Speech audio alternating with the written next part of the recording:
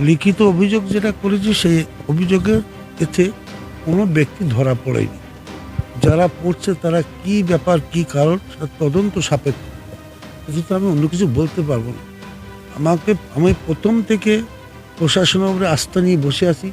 আজকে ১০ তারিখ ঘটে যাচ্ছে, ১৫ তারিখ হলো। এখনো অপেক্ষায় থাকবো। নিশ্চয়ই ওনারা কোনো ভালো খবর আমার দেবে এই আশায় আছি। আছে বিচারীদের আছে বিচার নিশ্চয়ই তার হবে। কারণ আমি বাড়িতে বেরিয়ে গিয়ে আমি কেস করেছি থানায়। তার রিসিভ কপি সব আছে বাই পোস্ট।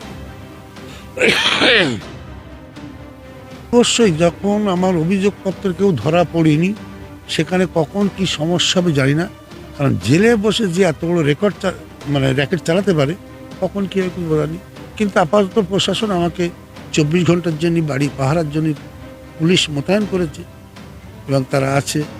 কিছুটা অন্তত আশ্বস্ত হচ্ছি। আর আমি আশা করবো হয়তো আজকালের মধ্যেই আমার অভিযোগপত্রের কার্যক্রম ধরা পড়ে আশা রাখতে পারি।